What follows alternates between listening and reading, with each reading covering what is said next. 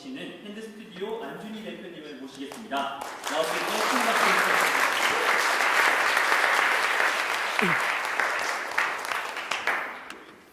네, 안녕하세요. 저 핸드스튜디오 안준희라고 합니다. 반갑습니다. 네. 불러주셔서 감사하고요. 제가 알기로는 여기에 계신 분들이 어떤 공모전 같은 형태의 본선에 진출하신 분들이라고 들었습니다. 근데 제가 와서 알게 됐어요. 이런 분들이 전 처음엔 관심 있으신 분들이 오신 줄 알았는데, 근데 그 이야기를 듣고 되게 반가웠던 게, 제가 대학교 때 여러분과 같이 공모전에 응모를 굉장히 많이 했었는데, 제 첫 공모전이자 첫 수상작이 현대기아자동차 마케팅 포럼에서 세일즈 프로모션 부분에서 제가 수상을 하게 되면서, 그 뒤로 저도 이제 자신감을 많이 갖게 됐고, 그리고 이렇게 사업까지 하게 된 계기가 있거든요. 그래서 너무나 반가웠고, 그때 기아자동차의 세라토가 당시 출시됐을 때라서 세라토의 세일즈 프로모션을 어떻게 할 것인가를 아주 심각하게 고민해서 몇 달간 준비해서 서울에 이런 데까지 와서 저도 이제 같이 합숙을 하면서 발표를 했었던 기억이 납니다. 그래서 더 반가운 것 같습니다. 그리고 벌써 할 이야기는 아니지만 분명히 여러분들이 이런 과정들이 굉장히 아마 뜻깊은 경험이 될 거고, 훨씬 더 지금보다 사회에 나가게 되면 그때 그러했던 경험들이 나한테 정말 큰 무기가 됐구나 라는 것들이 다가올 거라고 생각합니다. 제가 증인이 될 수 있습니다. 제가 오늘 좀 여러분한테 얘기하고 싶은 것은 좀 나누도록 하겠습니다. 핸드스튜디오를 아시는 분 계십니까? 모르시죠? 네. 모르는 대학생 저는 반대로 처음입니다. 보통 가면 항상 서울의 대학생들은 이제 좀 많이 알고 계셔서 먼저 알아보시는 분들인데, 일단 제가 한번 앞에 설명도 해주셨지만 이렇게 말씀을 드리도록 하겠습니다. 저희는 스마트 TV나 스마트폰 아니면 요즘 나오는 스마트워치나 뭐 이런 다양한 사물통신 시대가 열렸잖아요. 그 사물통신 간에 기기만 이렇게 나오는 것이 아니라, 그러면 기기가 많이 나오면 그 안에서 기기들 간의 컨버전스나 아니면 스마트 시대에서 유저들이 어떻게 하면 이 스마트를 잘 소비할 것인가를 고민하는 회사로 아이덴티티를 정했고, 그래서 참 재밌는 서비스를 매년 만들어 왔던 그런 회사였습니다. 처음 시작했던 건 스마트 TV였습니다. 4년 전에, 5년 됐네요. 5년 전에 스마트 TV를 한다고 해야겠다는 생각이 들어서 강남 세무서에 사업자 신고를 하러 갔더니 이 담당자가 못 알아듣는 거예요. 스마트 TV가 뭔지 모르시는 거죠. 그 해가 마침 스마트폰이 국내에 들어온 지 한 두세 달밖에 안 됐을 때였습니다. 그래서 아무리 설명해도 설명이 안 돼서, 그러면 스마트 TV가 지금 있습니까? 묻는 거예요. 그래서 아니요, 없습니다. 앞으로 나올 겁니다. 그랬더니 저보고 미쳤다고 그러는 거예요. 왜냐? 그랬더니 지금 딱 그 해가 2010년 2월 달인데 2월 달만 하더라도 강남구에서 벤처가 한 달에 100개씩 생기는데 그 중에 70%가 모바일과 관련된 사업을 한다는 거였습니다. 근데 저는 그것도 아니고, 다 된다는 모바일도 아니고 전혀 다른 거였으니까요. 그래서 여러분 같은 대학생 5명이서 시작을 했습니다.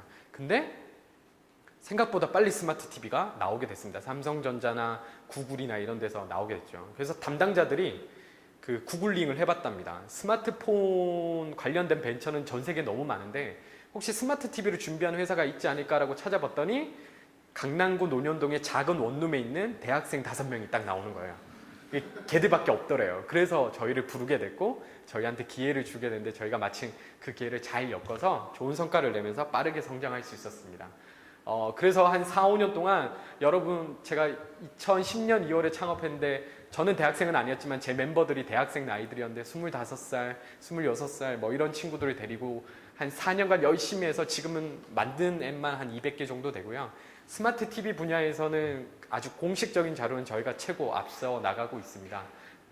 그래서 상도 많이 받고 기사도 많이 나고 했는데, 기사도 이제 왜 많이 나게 됐냐면, 스마트 TV 기사를 내려면 액터가 필요하잖아요. 기자가 이렇게 써야 되는데 액터가 없는 거예요. 저희밖에 없는 거죠. 그러니까 한국 기사나 세계 기사나 이제 스마트 TV를 언급하고 하고 싶은 기자분들은 저희를 찾아올 수밖에 없으니까 저희가 기사가 굉장히 많이 나게 됐습니다. 세계 스마트 TV도 이렇게 많이 주도하게 되는데, 예를 들면 저희가 전에는 세계 대회가 열리면 거기서 1등 하는 게 목표였어요. 근데 지금은 저희가 심사위원이 됩니다. 이런 좀 차이가 좀 생기게 됐죠. 근데 오늘 제가 이렇게 회사 자랑하려고 여기까지 왔겠어요? 아니죠. 여러분들이 또 관심 있어 하는 주제가 또 다른 거니까 저희 직원들도 이런 기사보다는 이런 기사에 별로 아무런 좋아하는 직원들이 없습니다. 뭐 세계 1위다, 잘 나간다, 뭐 이런 거 전혀 좋아하지 않습니다. 관심도 없습니다. 저희 직원들이 진짜 좋아하는 기사는 바로 이런 기사입니다. 핸드 스튜디오는 굿 컴퍼니다. 굳이 해석을 하자면 선한 기업이다. 아니 너무 도덕적으로 갔다라고 생각하면 그냥 좋은 기업이다라는 기사를 좋아합니다. 언젠가 2002년인가요? 기자분이 저희 회사를 방문하신 다음에 헤드라인에 한국의 구글 핸드 스튜디오라고 감히 써주셨어요. 헤드라인에. 그 뒤부터 저희 회사의 별명이 됐습니다. 기사가 나올 때마다 계속 한국의 구글 하는데 사실 제가 이 기사를 볼 때마다 굉장히 두렵습니다. 왜냐하면 구글 코리아가 저희 회사 바로 앞에 있어요. 그래서 아침에 출근할 때마다 혹시나 고소당하는 건 아닐까 이런 염려가 있습니다. 그럼 어떻게 하면 핸드 스튜디오가 굿컴퍼니라는 얘기를 듣겠는지 여러분도 한번 들어보시고 어떻게 생각하시는지 한번 제가 회사에 그런 자랑 말고 그냥 여러분과 관련된 기업 문화라든지 아니면 사회적 활동에 대해서 조금 설명드리도록 하겠습니다. 이렇게 원룸에 5명이서 책상 5개 놓고 시작했습니다. 반대쪽에서 제가 사진을 찍었는데 반대쪽에 뭐가 있냐면 벽이 있습니다. 그만큼 좁은 공간이었습니다. 까치발을 하고 사진을 찍어도 전체가 안 담길 정도로 가까운 거리죠. 가운데가 회의실입니다. 그래서 회의합시다 그러면 이제 딱 의자로 뒤돌면 회의인 거예요. 그래서 저는 2010년도에 어떤 좀 스트레스가 있었냐면 구글이나 삼성전자나 뭐 이렇게 유명하신 분들이나 높으신 분들이 계약하자고 미팅하자 그러면 항상 입버릇처럼 1층에서 뵈시죠. 1층 커피숍에서 뵈시죠. 아니면 제가 가겠습니다. 감히 여기 못 모셔가지고 그런 어려움들이 있었습니다. 근데 앞서 말씀드렸던 시장 기회를 빨리 타게 되면서 아무도 가지 않았으니까 시장 기회를 빨리 타게 되면서 저희가 돈을 벌기 시작했습니다. 처음에는 1년 동안 멤버들에게 야 우리 1년 동안은 컵라면만 먹어야 될지도 모른다 라고 다짐을 받았는데 생각보다 빨리 수익이 나기 시작했죠. 그리고 연말이 됐더니 월급도 다 주고 상여금도 주고 벤처 1년 차인데 그러고 또 통장을 열었더니 돈이 남는 겁니다. 그래서 고민하기 시작했습니다. 젊은 친구가 갑자기 개인이 벌 수 없는 그 이상의 돈이 통장에 있으면 뭘 하게 될까요? 공통점이 있더라고요. 서울에 갑자기 돈을 번 IT 벤처 대표들이 하는 뭘까요? 정답입니다. 오늘 기아 자동차잖아요. 근데 아쉽게도 돈을 번 친구들은 일단 외제차를 사더라고요. 그리고 외제차나 아니면 현대 기아차 중에 좀 정말 높은 제네시스나 이런 걸 산 다음에 이제 청담동을 돌아다니는 거죠. 그리고 밤마다 저도 순간 그 생각이 들었습니다. 경상북도 포항 촌놈 출신입니다. 촌놈이 드디어 서울에 와서 사업까지 했는데 이제 한번 멋진 차를 사고 가로수길을 한번 누벼볼까 생각했지만 저도 대학교 시절 때 여러분들이 지금 고민하고 있는 이런 기업의 사회적 활동이라든지 아니면 교수님들의 가르침들이 제 가슴에도 남아있었기 때문에 그러면 안 되겠다는 생각이 들어서 그냥 우선 직원들에게 물어봤습니다. 얘들아 내가 돈이 너희들한테 다 나눠주고도 회사 통장에 이렇게 돈이 남았는데 뭘 해줄까 그랬더니 직원들이 모두가 한 목소리를 하는 말이 사무실을 옮겨주세요 라고 하는 거예요. 그래서 사무실을 옮겼습니다. 그래서 이런 방이 한 3, 4개 정도 더 있는 큰 방으로 이사를 가게 됐습니다. 저희는 그날을 잊지 못하는데요. 가운데 방에 회의실이라고 이렇게 만들었습니다. 그랬더니 전 직원이 감격을 해가지고 자기 책상에 있음에도 불구하고 그날 다 회의실에서 일했어요. 컴퓨터 본체를 뜯어와가지고 회의실에서 일하고 밥도 밖으로 사 먹으러 가지 않고 전 직원이 다 짜장면을 시켜서 거기서 먹고 그랬던 기억이 납니다. 그리고 또 1년 동안 열심히 일했더니 또 연말에 이제 통장을 보니까 급여 수준도 훨씬 높아지고 상해도 많이 줬는데 또 돈이 남은 겁니다. 그래서 또 물었죠. 직원들한테 뭘 해줄까 그랬더니 직원들이 또 사무실을 또 옮겨주세요 그러는 겁니다. 그래서 또 옮겼습니다. 그래서 이것도 한 팀의 공간이고요. 아예 이제는 디자이너들이 있습니다. 저희 회사에 돈을 주고 예산을 주고 너희 마음대로 인테리어를 해봐라 그랬더니 뭐 이런 공간도 만들고 뭐 책 읽는 공간도 만들고 이렇게 이사를 했습니다. 그리고 또 매년 이제 4년 매년 저희는 이제 열심히 일하기 때문에 또 열심히 했더니 또 돈이 남은 겁니다. 그래서 이제 묻지도 않고 제가 그냥 한층 더 만들었습니다. 그래서 여기는 이제 아예 완전 커피숍도 회사 내에 만들어 보고 그리고 회사에 방문하는 사람들이 너무 많이 생겨서 저희 직원들이 약간 좀 불편을 끼치거든요. 좋은 마음으로 오셔서 진짜 그런 회사인가 보자 뭐 이런 식으로 많이 오세요. 뭐 처음에는 한 2, 3명씩 오시다가 나중에 되니까 버스로 대절해서 막 오세요. 근데 이게 큰 기업이 아니니까 사실 오시면 한 5분만 둘러보면 끝이잖아요. 그렇네. 근데 그분들을 지방에서 오셨는데 돌려보내기 뭐해서 이제 강의도 해드리고 뭐 이렇게 하다 보니까 그분들을 위한 강연장도 만들고 또 다 같이 일할 수 있는 아래층하고 또 다른 컨셉의 또 사무실도 만들게 됐습니다. 재밌겠죠? 계속 얘기해도 될까요? 네. 제가 그 본의 아니게 강의를 기업 대표인데 강의 요청이 있어서 강의를 많이 좀 다니게 됐습니다. 최근에만. 이제는 좀 많이 줄여야 된다는 생각하는데 한 두세 달 많이 다니게 되는데 가장 기억에 남는 강의가 어디인지 아십니까? 제가 절에서 강의를 한 번 한 적이 있어요. 요즘은 절에서도 이제 자기 개발 강의를 하더라고요. 템플스테이 뭐 이런 거 있잖아요. 근데 절에 가면 정말 세상에서 가장 이 온화하신 분들의 표정으로 강의를 들으세요. 근데 그분들이 공통점이 입가에 미소는 지으시는데 소리를 안 내세요. 강사는 정말 답답해 죽는 거예요. 이분들이 진짜 좋아하는 건가 아닌가.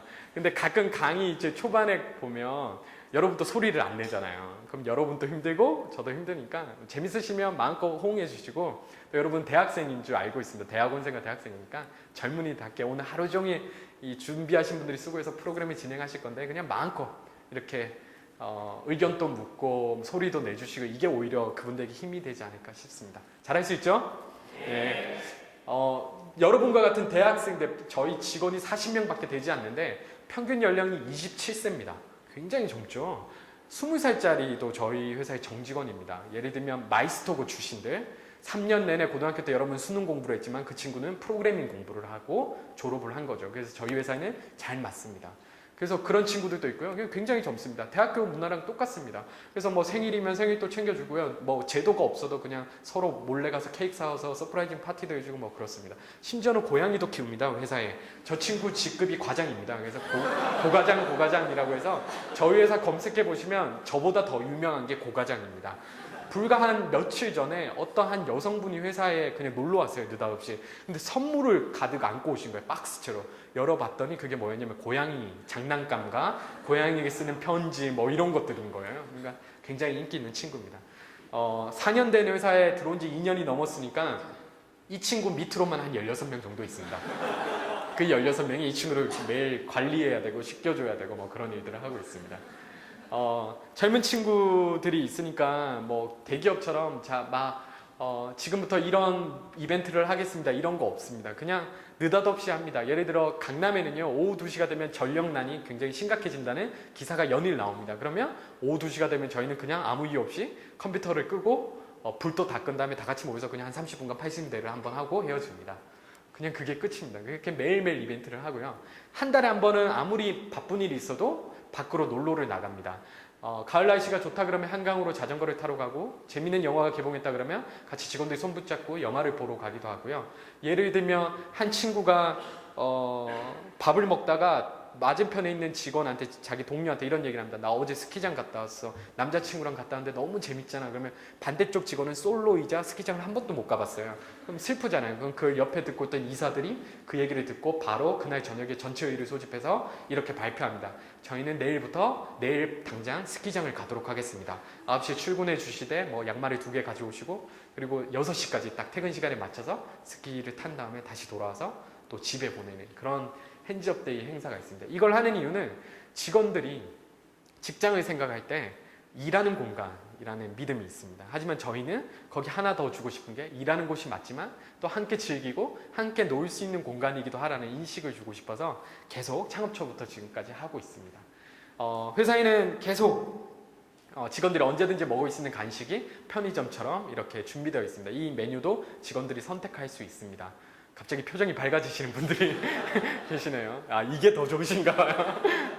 처음에는 간식비가 무궁무진하게 들었습니다. 제가 이렇게 제도를 하고 나서부터 수많은 옆에 회사들, 알게 된 선배 대표님들한테 질타를 많이 받았어요. 너희 회사 때문에 우리 직원들도 간식을 사달라 그런다. 돈이 너무 많이 드는 거 아니냐. 그렇지만 제가 재밌는 정보를 공개하면 40명이 편의점처럼 이렇게 차려놓고 간식을 먹으면 한 달에 얼마쯤 될까요? 제가 경험해 보니까 한 200~300만 원 드는 거예요. 굉장히 많이 들죠. 없는 예산에서 갑자기 이걸 쓰려고 그러면 좀 무리잖아요. 근데 재밌는 일이 생겼습니다. 3달이 지나니까요, 간식비가 30만 원으로 떨어졌습니다. 그러니까 스스로 살이 찌니까 스스로 양을 줄이게 되는 거예요. 아무도 뭐 먹지 마라 이러지 않았는데 그냥 자연스럽게 그렇게 되더라고요.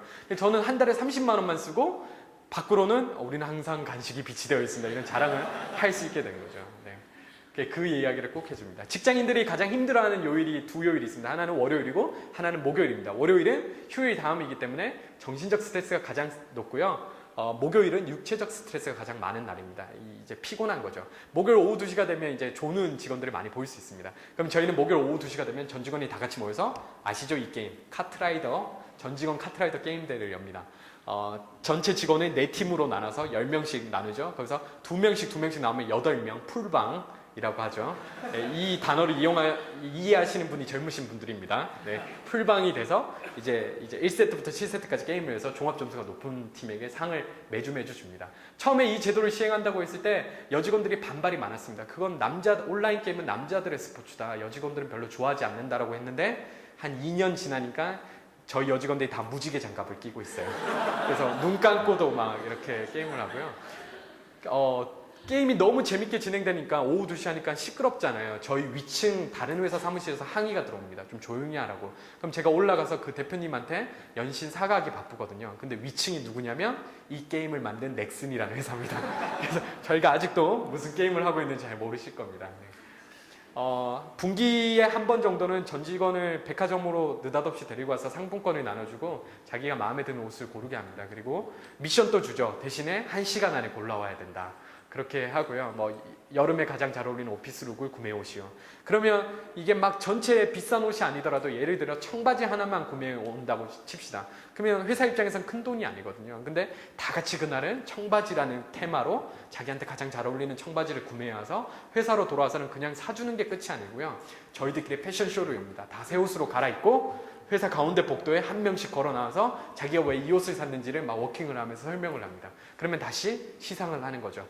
옷을 가장 잘 사온 친구와 가장 못 사온 친구에게 또 시상을 하는 그런 제도를 가지고 있습니다. 평균 연령이 27세니까 결혼을 잘 안 했겠죠. 근데 제가 배우기로는 직장은 자아를 실현할 수 있는 공간이고 행복은 가정에서 경험할 수 있다고 제가 선배님들과 교수님들께 배웠던 것 같습니다. 맞는 말인 것 같아서 결혼을 빨리 시키고 싶은데 결혼을 제가 학교도 아니니까 결혼 빨리 하세요 이럴 수는 없잖아요. 그래서 기업답게 인센티브를 만들었습니다. 결혼만 하면 무조건 1,000만 원씩 제공하기로 했습니다. 그랬더니 지금까지 한 6명이 그 수혜를 입었고요. 앞으로 또 올해만 예정되어 있는 친구가 또 그만큼 있고 그렇습니다. 어느 날 한 친구가 저를 찾아오더니 제 이름이 안준인데요. 준이야, 나는 결혼을 하고 이 회사에 들어왔다. 이 제도는 굉장히 불공평한 제도다. 아름답지 않은 제도다라고 얘기를 들어보니까 그 친구는 억울할 수 있잖아요. 그래서 제도를 하나 더 만들었습니다. 자녀를 한 명 낳을 때마다 1,000만 원씩 주겠다라고 했습니다. 그랬더니 그 친구가 둘째를 낳았습니다. 네, 여름에 둘째를 여러분 송년회라고 들어보셨죠? 송년회 어떻게 하시는지 드라마나 부모님 통해서 아마 경험해 보셨을 건데요. 간접적으로 송년회 어떻게 합니까? 12월쯤 되면 무슨 송년회, 팀 송년회, 부서 송년회 이렇게 하면서 식당 잡고 이제 좀 술도 많이 먹으면서 늦은 시간에 귀가하죠. 저희 회사의 송년회 조금 다르게 합니다.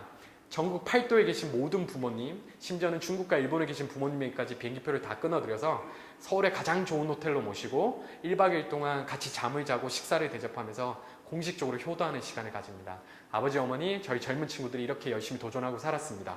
응원해 주신다면 또 내년에도 열심히 하겠습니다. 이렇게 매년 하고 있습니다. 이 사진은 작년 12월 27일 날 신라호텔 영빈관을 통째로 빌려서 저희가 한 행사입니다. 그래서 매년 이렇게 직원이 늘 때마다 찍는 이 전가족과 찍는 단체 사진이 저희한테는 유일한 단체 사진이자 가장 자랑스럽고 뜻깊은 단체 사진이기도 합니다.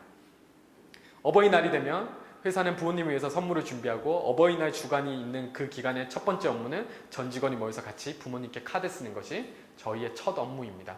그래서 제가 돈을 절대 많이 번 대표가 아니고요. 아직 이제 벤처 대표지만 다만 저한테는 어떤 자부심이 있었냐면 세상에서 가장 행복한 대표라는 자부심이 있습니다. 왜냐하면 이름도 없는 벤처 회사에 자기 자녀를 보냈는데 그 부모님이 자기 자녀를 자랑스러워하고요. 제가 회사 사장인데도 직원의 부모님하고 문자를 주고받는 사이고요. 카톡을 주고받고 날씨가 갑자기 추워지거나 더워지면 부모님들이 안부 전화를 해주시고 그런 행복한 경험을 하고 있습니다. 이런 회사에도 아마 오늘 주제하고도 좀 맞아 떨어질 것 같은데요. 저희 회사에도 강제 조항이라는 게 있습니다. 그게 뭐냐면 무조건 저희 회사의 정직원으로 되고 싶으면 국내 아동이나 해외 아동 한 명을 평생 후원 입양하겠다는 서약서를 써야 됩니다. 그래서 직원이 한 명 늘 때마다 저희가 후원하는 아동이 한 명씩 늘어나가는 시스템을 가지고 있습니다. 물론 그 후원금은 직원이 내는 것이 아니라 회사가 그 직원의 이름으로 그 아동이 독립할 때까지 평생 후원하게 됩니다. 그래서 저희 회사의 직원들의 책상에는 그 어떤 인테리어보다도 가장 아름다운 인테리어, 그 후원 아동들과 주고받은 편지들이 막 덕지덕지 붙어 있고요. 뭐 이렇게 직원 그 후원 아동의 사진도 있고 그렇습니다. 어린이날과 크리스마스가 되면 저희 회사는 독특한 문화가 펼쳐지는데요. 그것은 회사로 전 직원이 출근하는 것이 아니라 다 같이 아침에 강남의 가장 큰 장난감 가게로 출근해가지고 그 자기의 후원 아동들에게 그 보내고픈 선물을 고르는 것으로 한나절을 다 보냅니다. 그래서 선물 막 골라와서 그것도 버카로 고릅니다. 법인카드로 골라와서 회사에 오면 또 회사에 또 저희 스태프들이 포장지를 다 준비해놓고 카드를 다 준비해놓습니다. 그러면 하루 종일 그 아동들에게 선물을 포장하고 편지를 다 보내는 그런 시간을 보내고 있습니다. 그래서 직원이 행복했더니 이런 일이 생겼습니다. 여담이지만 제가 좋아하는 한자성어가 있습니다. 저도 여러분과 비슷하게 젊지만 저도 한자성어 별로 좋아하지 않는데요. 하나는 좀 좋아하는데 무슨 말이냐면 유수지무랴 불영과 불행이라는 이런 구절이 있습니다. 그게 뭐냐? 앞으로 나아가고자 하는 물은 반드시 자기 웅덩이부터 채운다라는 그런 뜻의 한자성어가 있는데요. 직원들이 자기가 행복해지니까 제가 사회봉사하세요, 뭐 하세요 안 했는데도 직원들이 스스로 나가서 봉사를 하기 시작했습니다. 예를 들면 홈리스 피플, 그 노숙자분들에게 밥을 이렇게 제공하는 바퍼 공동체 아시죠? 유명하잖아요. 이분이 이 체이토 목사님 어느 날 저한테 전화가 왔어요. 핸드스튜디오 대표님이니까 맞습니다 그랬더니 상을 줄 테니까 상을 받으러 오라는 겁니다. 그래서 저는 거기 가서 한 번도 봉사한 적이 없거든요. 그래서 가서 인사드리고 자초지종을 물었더니 저희 직원들이 와서 봉사를 했는데 지금까지 왔던 어떤 기업에서 온 직원들보다 돈에 많고 적음에 따라서 가장 적극적이고 가장 행복하게 봉사를 하고 가서 자기 내부 직원들이 투표를 해서 이 상을 주기로 했대요. 그래서 저는 봉사도 안 했는데 이 공로상을 받게 됐습니다. 그때 제가 다시 한번 알게 됐죠. 앞으로 나아가고자 하는 물은 반드시 자기 웅덩이부터 채운다는 것이 어떤 것인지 제가 경험했던 것 같습니다. 핸드메이드 무슨 뜻이죠? 네, 스님들 아니시죠? 아시잖아요. 핸드메이드 무슨 뜻이죠? 네, 손으로 만든, 맞습니다. 근데 저희 회사 직원 디자이너한테 제가 돈을 주고 인테리어를 하라 했을 때 제가 깜짝 놀랐던 게 저희 직원들이 이렇게 적어놨습니다. 제가 시킨 게 아니라 핸드메이드란 손으로 만든 것이 아니라 핸드 스튜디오가 만들어내는 모든 서비스와 제품들은 손으로 만든 것만큼 탁월해야 된다는 것을 뜻한다 라고 이렇게 적어놨습니다. 그때부터 제가 이제 직원들한테 그러면 이것을 우리의 문화를 넘어서서 아무도 보는 이가 없어도 지킬 수 있는 정신, 바로 명예라고 생각하고 이걸 핸드메이드 정신이라고 하자라고 해서 저희는 이것을 지키려고 노력하고 있습니다. 재밌죠? 네. 회사 자랑을 하려고 온 게 아니고요. 그럼 요 얘기를 또 이제 여러분과 맞는 주제로 제가 끌고 가야겠죠. 그리고 이거는 지어낸 얘기가 아니라 사실 제가 창업 초부터 생각했던 내용입니다. 그 얘기를 해보도록 하겠습니다. 굿컴퍼니라고 자꾸 저희를 이야기하는 거예요. 근데 사실 저희가 2012년까지 열심히 살았지만 저희는 단 한 번도 기사에 난 적 없는 그냥 저희들끼리 열심히 하는 아주 작은 벤처였습니다. 저희들끼리 행복했던 거죠. 근데 그때 아까 말씀했던 어떤 기자분이 한번 그 기사를 쓰셨는데 그 기사가 소위 얘기하는 대박이 났어요. 왜냐면 그 기사가 나가고 3사 포탈의 실시간 검색어 1위에 오르고 그 뒤부터 계속 기사가 나고 방송에 나가고 다큐멘터리가 찍히고 있는데 나갈 때마다 저희가 실시간 검색어 1위에 오르는 거예요. 그래서 근데 그 전과 그 후에 밖으로 알려지기 전과 저희는 아무런 변화가 없었습니다. 그냥 저희들끼리 이렇게 행복하게 살았던 거죠. 그래서 사람들이 자꾸 저희 보고 저기는 좋은 기업, 굿컴퍼니다, 선한 기업이다 라고 얘기했을 때 저희 직원들과 저희들은 사실 조금 뭐랄까요, 좀 별로 반응이 없었고 왜 그러지? 이런 생각이 들었습니다. 심지어는 수많은 기자들이 저희 회사에 찾아와서 하는 공통된 질문이 하나 있었습니다. 그게 뭔지 아십니까? 어떻게 이렇게 기업을 운영할 생각을 하셨습니까? 다르게 얘기하면 혹시 그 좋은 기업이 되는 방법이 있나요? 수단이 있나요? 라고 묻는 겁니다. 저도 한번 생각해 봤습니다. 굿컴퍼니가 되는 수단이 있을까요? 근데 제가 아무리 생각해도 수단이 없는 거예요. 그래서 제가 혹시나 해서 찾아봤습니다. 찾아봤더니 저도 구글링을 좋아하는데 막 이렇게 경제지나 경영지를 잘 찾아보는데 찾아봤더니 그 최고의 경영학도들이 모여있다는 하버드 대학교 비즈니스 스쿨에서 굿컴퍼니에 대한 요건을 몇 년 전부터 과목으로 가르치기 시작했답니다. 놀랍죠. 이제 그만큼 그게 중요성이 높아졌다는 거죠. 근데 거기에 이렇게 되어 있었습니다. 굿컴퍼니가 되는 요건, 사회 후원 또는 기부 활동을 할 것, 즐거운 회사나 조직 문화의 즐거운 활동을 하나쯤은 가지고 있을 것, 자사의 제품이 공익성을 해치는 뭐 이런 걸 이렇게 쭉 가르친대요. 근데 그 밑에 이제 어떤 댓글들이 달려 있었어요. 이런 리포트들이. 그 댓글들이 뭐였냐면 이런 내용이었습니다. 세상에 수많은 기업들인데 그 기업들이 다 위에 있는 걸 하고 있다. 근데 우리는 그들을 굿컴퍼니라고 절대 생각하지 않는다. 다른 말로 하면 이런 거죠. 기존 기업이 갑자기 이런 걸 배웠다고 해서 이런 일을 한다고 해서 과연 여러분들이 그냥 어떤 사회적 기준이나 학술적 기준 말고 일반인으로서 고객으로서 여러분들이 갑자기 그 회사를 굿컴퍼니로 생각할 수 있을까요? 아마 아닐 겁니다. 그죠? 많은 기업들이 많은 걸 하고 있는데 우리가 그 기업에 리스펙트를 하진 않잖아요. 그죠? 그래서 한번 다시 좀 생각해 봤어요. 그럼 나는 다시 그냥 처음으로 돌아서 왜 이런 생각을 하게 됐을까? 수많은 이유가 있지만 오늘 여러분들이 이제 젊은 친구들이니까 저도 여러분의 나이대로 돌아가서 그때 배웠던 것들이 하나 갑자기 생각났어요. 그건 뭐냐면 제가 지금부터 10몇 년 전에 제가 00학번입니다. 여기 이제 기아자동차 제 친구분도 여기 계시더라고요. 그래서 너무 반가운데 학교 친구를 만났어요. 그래서 너무 반가운데 그 친구도 아마 경영학도니까 그 친구도 저랑 같은 수업을 들었겠죠. 저는 그 대학교 1학년 때 그 첫 수업을 잊을 수가 없습니다. 왜냐하면 첫 수업이 경영학 개론이라는 수업이었습니다. 너무나 쉽게 듣는 수업이잖아요. 아마 여러분도 들었을 법한. 왜 잊지 못하냐면 까까머리 교복을 벗고 처음으로 사복으로 학교를 간 거죠. 갔는데 슬러버스가 있는데 거기에 책을 사오래요. 학교에서 책을 안 나눠주고. 그래서 제가 그 떨리는 마음으로 서점에 가서 그 책을 집었더니 책이 너무 커요. 근데 언제 놀랬냐면 얼마입니까 물어봤더니 35,000원이래요. 태어나서 처음으로 35,000원짜리 책을 사게 된 거죠. 전 촌놈이니까. 떨리는 마음으로 그 책을 딱 옆에 꼈는데 또 끼니까 또 느낌이 좋아요. 마치 제가 뭔가 멋있어진 것 같고. 그래서 그 느낌 그대로 수업을 들어갔습니다. 교수님께서 처음 자기 인사를 하시고 아주 정중하게 강의안을 소개해 주신 다음에 첫 장을 수업을 들어가더라고요. 고등학교와 다르게 첫날부터 수업을 하더라고요. 그게 좀 달랐습니다. 수업을 진행하시는데 자, 경영학개론 그 원서의 첫 장에 기업의 정의가 담겨져 있었습니다. 경제를 둘러싸고 있는 세 가지 주체, 기업과 가계와 정부. 이 세 가지에 대한 정의가 차례차례 나오면서 경영학 개론이니까 기업의 정의가 더 자세히 나와 있었죠. 그 정의가 다음과 같이 나와 있었습니다. 기업은 가계의 자원을 활용하고 정부의 지원을 받아 경제적 이익을 창출하여 그 이익을 다시 가계와 사회에 돌려주는 역할을 한다. 이렇게 볼드체로 진하게 폰트가 더 크게 이렇게 원서에 나와 있었습니다. 물론 영어로 제가 한국어로 해석한 거죠. 근데 이 문장을 자세히 보십시오. 기업은 경제적 이익을 창출하여 하고 콤마 찍고 그 이익을 다시 가게에 사회에 돌려준다. 서로 다른 그 동사가 있는 두 문장이 콤마로 한 문장으로 되어 있었습니다. 이거 이제 이 두 문장 이렇게 적을 때는 이 두 가지가 함께 병행되어야 완전한 문장이 된다고 우리가 보통 얘기하죠. 저는 이 문장을 가지고 중간고사를 봤습니다. 교수님께서 문제를 어떻게 냈냐면 이 문장을 그대로 적어두시고요. 기업 부분을 블랭크로 지어서 저기 써놓으시오. 그럼 제가 기업 적어놓고 가게 비워놓고 가게 적고. 그래서 아직도 기억하고 있습니다. 저는요. 경영학 개론을 들은 이후로 석사를 나오지도 않았고 MBA를 나오지도 않았습니다. 제가 배운 기업의 정의는 이게 답니다. 즉 얘기하자면요. 지금부터 10몇 년 전에 그때 당시에 세계의 석학들이라는 기성세대들이라고 하는 그분들이 기업의 정의를 이렇게 저한테 가르쳐 주셨어요. 저희 사랑하는 교수님들이. 근데 제가 10년이 지나서 그 배운 대로 이렇게 회사를 이끄니까 그분들이 반대로 묻는 거죠. 어떻게 그런 생각을 하셨습니까? 그러면 이제 저와 같은 뜻을 맺게 된 저희 멤버들은 뭐라고 대답을 해야 될까요?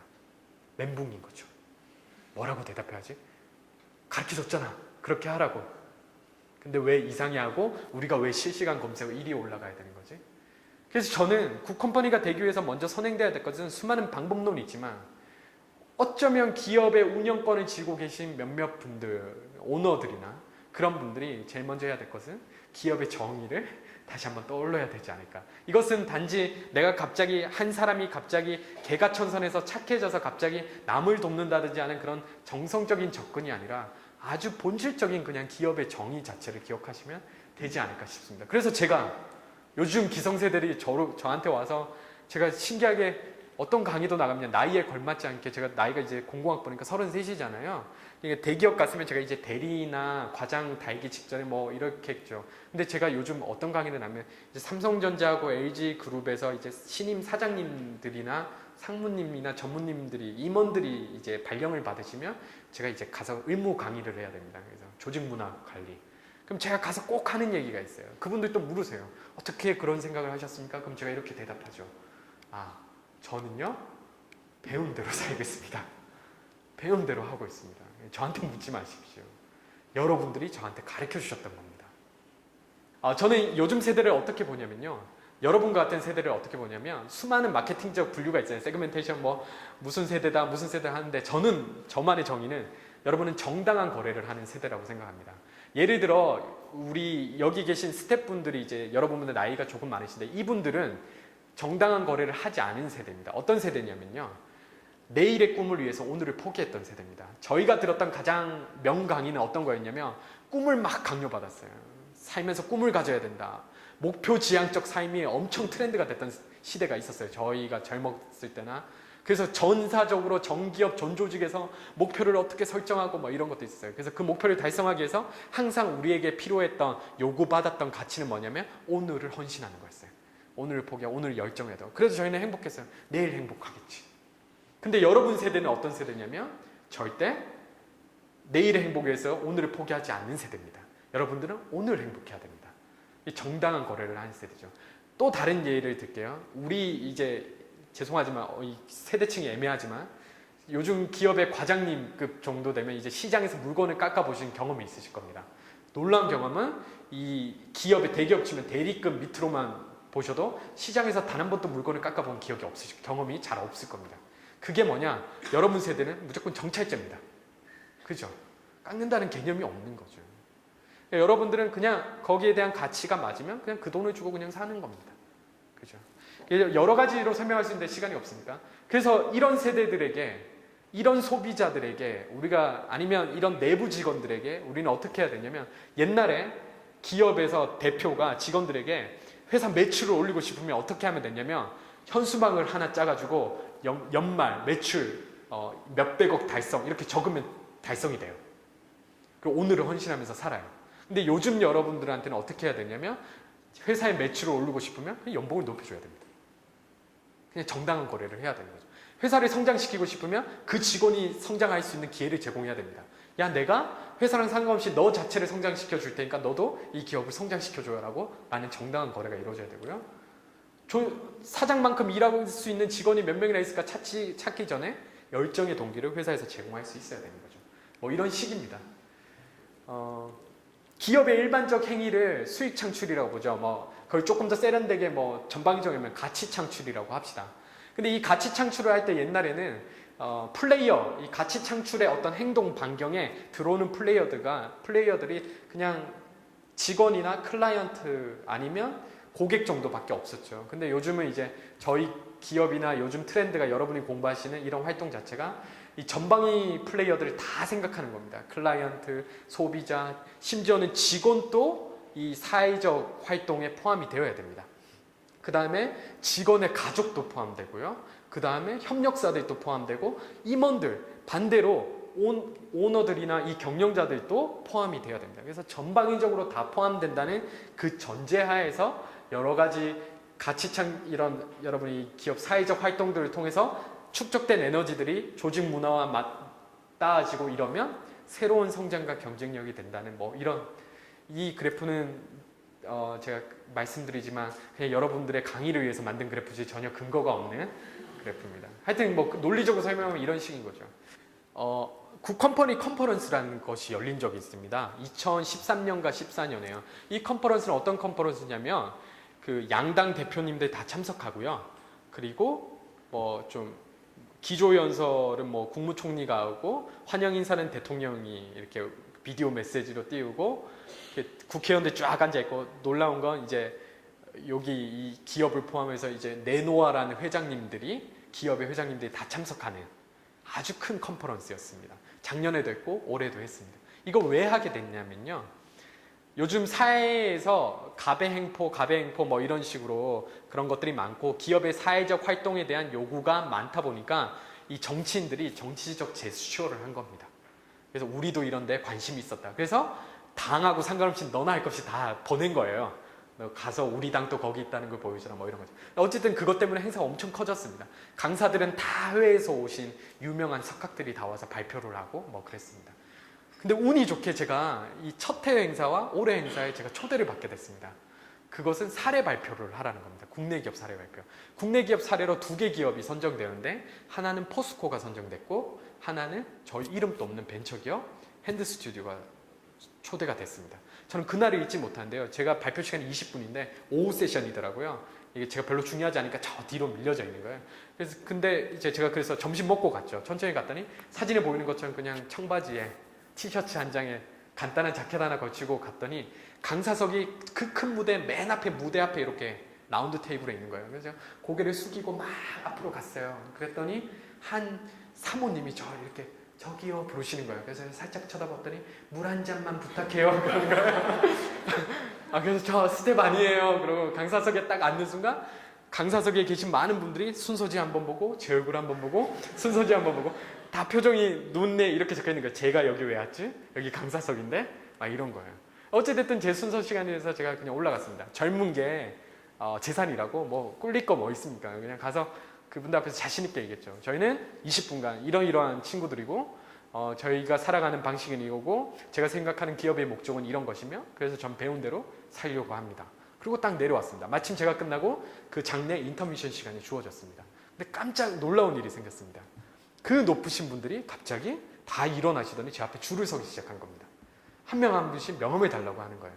그 어떤 회장님은 그 신문에 나오시는 이 회장님들은 갑자기 눈물을 막 흘리시는 거예요. 제 앞에서. 모르겠어요. 그게 어떤 의미인지 모르겠죠. 어쨌든 그때 눈물을 흘리시면서 이런 메시지를 하는 거예요. 그대로 적었습니다. 젊은이, 우린 잘못 살아왔네. 비록 우리가 돈은 벌었지만 존경받는 기업은 만들지 못했다는 것을 오늘 젊은 사람들이 살아가는 모습을 보고 내가 처음 제대로 느낀 것 같네. 이 문구는 제 명함을 받아가신 분의 그 유명하신 회장님이 직접 메일을 보내신 거예요. 제가 이제 너무 영광이어서 이걸 그냥 그대로 붙여서 온 거죠. 그 줄이 이 장례를 이렇게 가로로 이렇게 하더니 문 밖에 나갔어요. 그 회장님들이 이렇게 줄 서서 기다리는 거죠. 저를 보기 위해서 온 게 아니라 이 젊은이들이 가지는 신념과 가치를 그분들이 반응을 해주신 거죠. 인터미션이 20분이었는데 20분이 끝났는데도 그 줄이 끝날 때까지 인터미션이 계속 이어졌습니다. 한 50분간 된 것 같아요. 아나운서는 자꾸 앉아라 그러는데 회장님들 말씀 안 듣잖아요. 그죠? 계속 서 있는 거예요. 뭐 그런 식이었습니다. 저한테는 굉장히 뜻깊은 날이었습니다. 하지만 많은 격려와도 다른 이야기가 있습니다. 이건 사실 오늘 좀 여러분의 주제랑 좀 안 맞을 수 있기 때문에 빨리 가도록 하겠습니다. 많은 사람들이 뭐라고 얘기하냐면 칭찬만 해주는 게 아니라 얼마 못 갈 거야. 그렇게 많이 쓰고 많이 해주고 그렇게 사회에 많이 환원하고 이러면 얼마 못 갈 거야 라는 얘기가 많습니다. 그래서 제가 그러면 이제 어떻게 하냐면요. 어떤 대답을 뭐 다른 방법이 없으니까 저희는 계속 증명하는 방법밖에 없습니다. 젊은 애들에게 주어지는 방법은 매년 성장하는 것을 그래도 우리는 갈 수 있습니다를 보여주는 거죠. 하지만 이걸 좀 논리적으로 그건 제가 보여주는 걸로 하고요. 논리적으로 어떻게 설명할 수 있냐면 여러분 기업은요. 사회적 활동을 하든 복지가 많든 상관없이 애당초 얼마 못 가는 리스크를 안고 있습니다. 그러니까 이걸 한다고 해서 이것 때문에 더 얼마 못 가요. 이거는 좀 다른 문제죠. 근데 저도 방법은 있습니다. 예를 들면 이 사진 되게 멋지지 않습니까? 저 외국인이요. 내셔널 지오그래픽 같은 멋진 사진을 이렇게 보다가 이 사진 너무 마음에 들면 그냥 TV로 탁 던지면 TV에 자동으로 사진이 갖다 붙어요. 이렇게. 이게 요즘 컨버전스 유행하는 벌써 서비스 된 건데 이 서비스들을 저희가 만들고 있습니다. 이런 것들을 상용화시키는 역할을 하죠. 그러면 이 서비스 아이디어를 누가 만들었냐면 바로 저희 직원이 냈습니다. 자기가 사진을 좋아하는 친구예요. 그래서 자기는 이런 것들이 꼭 필요했어요. 그래서 내놨더니 이게 이제 세계 최대의 가전쇼라고 하는 CES에서 삼성전자의 메인 부스에 저희 거지만 이렇게 소개되기도 하고 그랬습니다. 한 친구가 음악을 굉장히 좋아합니다. 학교 다닐 때부터 클래식 동아리예요. 그 친구가 저한테 찾아왔습니다. 대표님, 클래식 음원은 50년이나 70년이 지나면 무료가 됩니다. 저작권이 풀립니다. 그래서 그것을 모아서 서비스하면 좋을 것 같습니다. 그럼 그 음원은 어떻게 구해? 제가 대학교 때부터 모은 곡이 몇천 곡이 됩니다. 자기 취미 활동이 있어. 아 그래? 그러면 만들어봐 라고 만들었더니 이런 앱이 나온 거죠. TV에서 음악이 나오는 겁니다. 아주 명품 클래식이 공짜로 나오는 거죠. 그랬더니 어디서 난리가 났냐면 유럽에는 클래식을 소비하는 시장이잖아요. 유럽 시장에서 이 앱 때문에 난리가 난 거죠. 그래서 그 유럽에서도 이 앱을 사기 위해서 찾아오고 그랬습니다. 이것도 다 직원들이 가지고 있는 아이디어죠. 중요한 거는 사회기업 활동이나 이런 것들만으로 끝나는 게 아니고요. 좋은 조직 문화 아니면 외적으로 이렇게 사회 활동을 하게 되면 직원에는 어떤 게 생기겠어요? 아주 긍정적인 에너지가 쌓이는 거죠. 자부심과 일의 동기가 쌓이고 그러면 그 다음이 이어져야 됩니다. 그런 동기가 다시 매출이나 가치 창출의 어떤 원동력으로 제공될 수 있는 시스템도 준비되어야 되는 거죠. 그래서 이게 형 기업에서는 안 받아지겠지만 지금은 인사 따로 사회공헌팀 따로 대기업에서 막 이렇게 하잖아요. 근데 저는 반대라고 봅니다. 사회공헌팀이 진짜 효과를 보려면 사회공헌팀이 반대로 인사에도 영향을 미칠 수 있는 힘이 있어야 된다고 생각합니다. 예를 들면요. 저희는 이렇게 내부적으로 에너지가 많은 것들, 직원들의 자발적인 에너지나 자부심 같은 것들이 쌓이면 그런 제도들이 있어요. 누구든지 나가서 그때 있었던 일이나 그런 경험들을 나눌 수 있는 회의가 정례화되어 있습니다. 저희한테는. 그리고 거기서 이게 정례화되다 보니까 거기서 이제 아이디어가 나오고 그럼 아이디어가 나오면 직원들이 같이 협의를 해서 이건 좋은 아이디어다, 나쁜 아이디어를 스스로 결정하고 아까처럼 제가 앞서 설명드렸던 두 가지 프로젝트 그런 것들이 다 이 회의를 통해서 발제가 되고 뭐 이렇게 했던 거죠. 어찌됐든 중요한 것은 축적된 에너지가 성과에도 잘 녹아질 수 있는 어떤 회사 전반적인 시스템의 개선이 필요한 거지 기업의 사회활동팀이 사회활동을 했다고 해서 그것이 뭐 여러분 아마 그런 논문 쓰시면 분석 많이 하시려고 할 거잖아요. 그것이 진짜 기업에 어떤 영향을 미치는지 사실 저는 그거 아무것도 없다고 생각합니다. 안에 제도도 같이 아주 잘 맞아떨어져야 된다고 생각하는 거죠.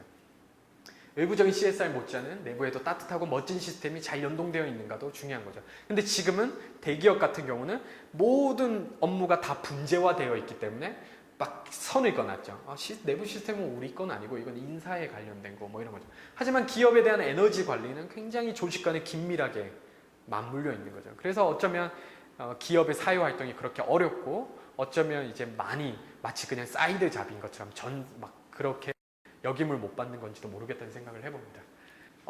저희 회사, 저희 같은 작은 회사가 사회적 활동을 하게 되면 그럼 저희는 그래도 상징적인 뭐 어떤 혜택이 있어야 되잖아요. 당장 혜택을 알려드릴게요.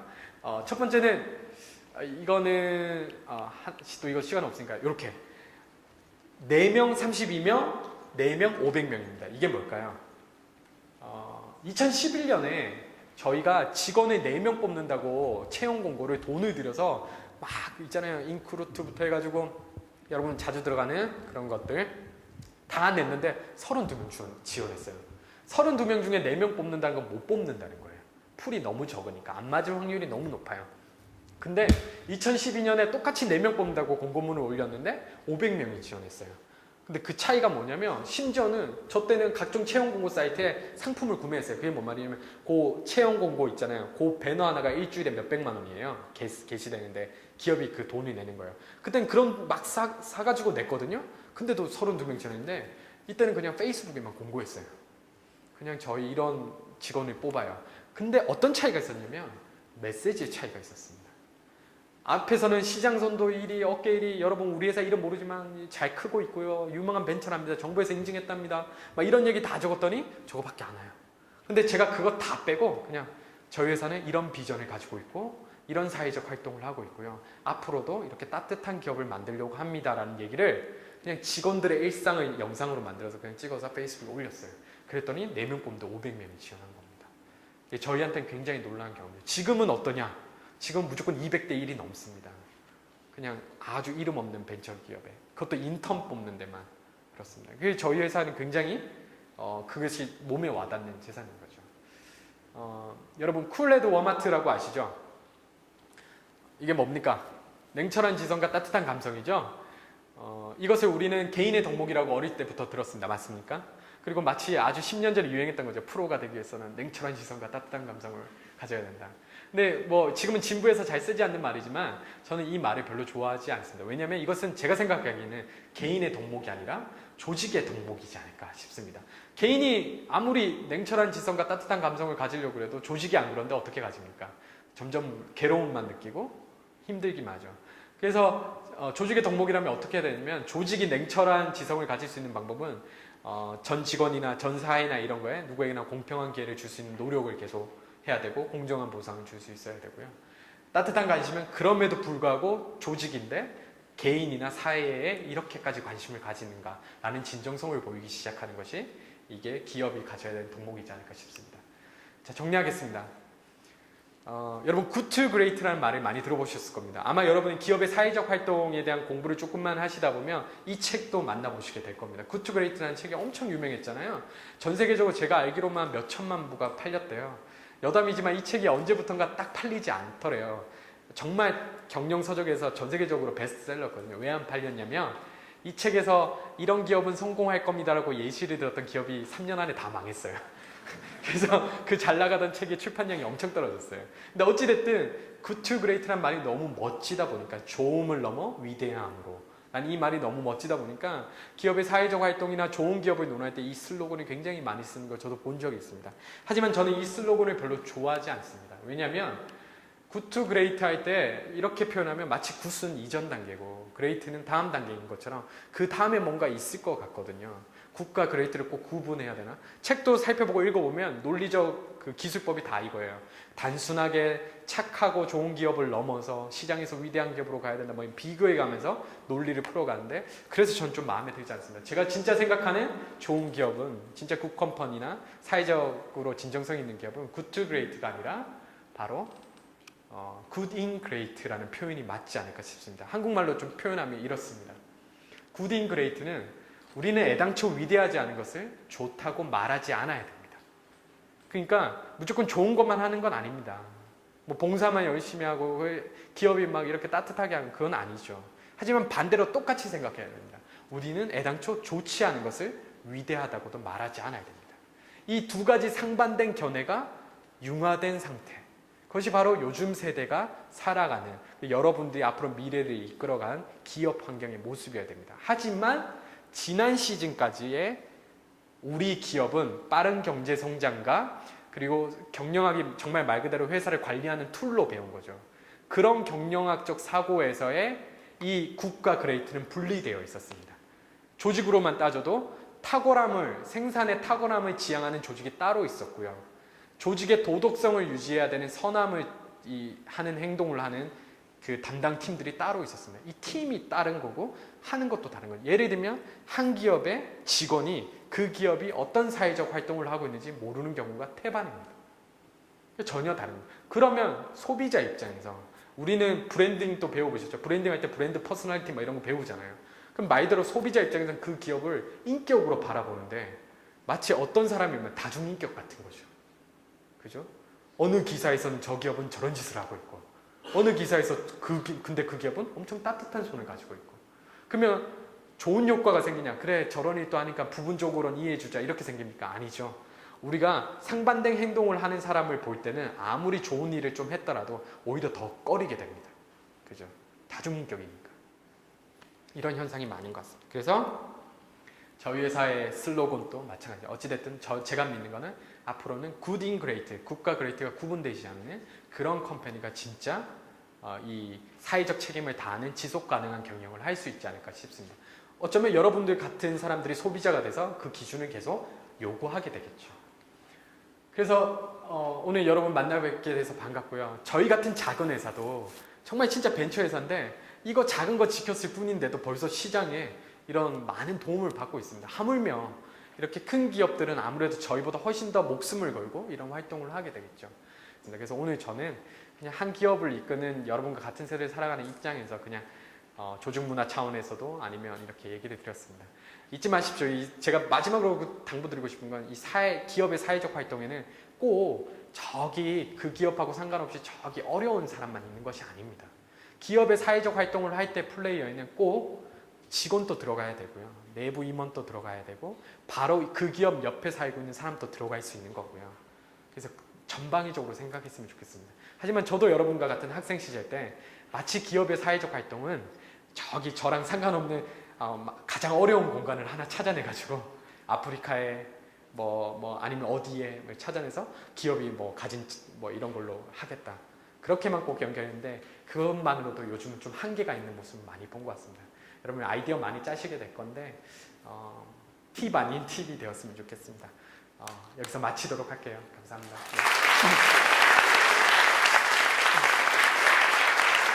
네.